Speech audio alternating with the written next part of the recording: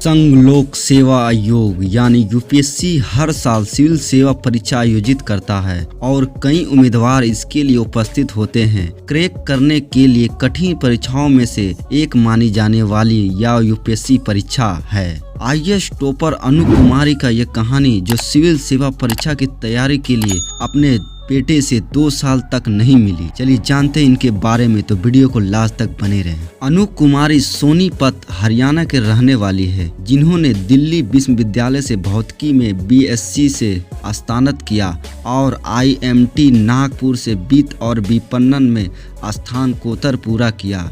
उसने नौकरी भी हासिल की और आईएएस अधिकारी बनने के अपने सपने को आगे बढ़ाने का फैसला करने के बाद छोड़ दिया। अनु कुमारी ने साल 2012 में शादी की और गुड़गांव में रहने लगी।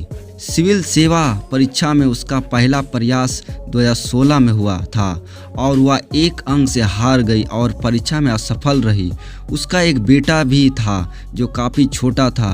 उसे खुद के लिए तैयारी करना और उसका देखभाल करना भी मुश्किल लगता था, इसीलिए उसने अपने बेटे को उसकी मां के घर भेज दिया और 2 साल तक अपने बेटे से नहीं मिली। यूपीएससी परीक्षा को क्रैक करने के लिए उनके निरंतर प्रयास और समर्पण का भुगतान किया और उन्हें अखिल भारतीय रैंक में दूसरा स्थान हासिल करने के लिए प्रेरित किया। उसने वर्ष 2017 में अपने दूसरे प्रयास में सिविल सेवा परीक्षा उत्तीर्ण की। अनु कुमारी की सफलता की कहानी सभी उम्मीदवारों को परीक्षा देने की इच्छा रखने की प्रेरणा देती है और सभी को कभी हार न मारने और कड़ी मेहनत करने रहने की प्रेरणा देती है।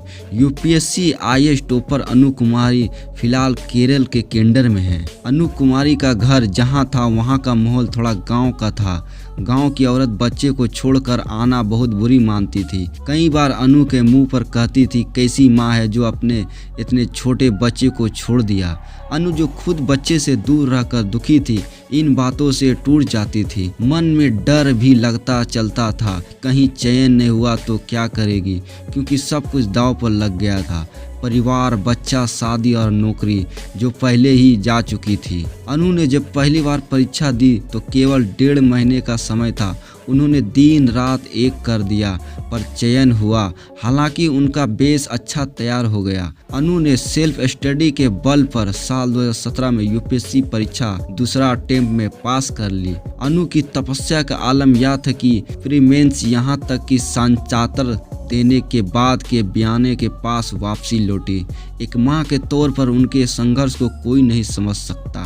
धन्यवाद। जय हिंद, जय भारत।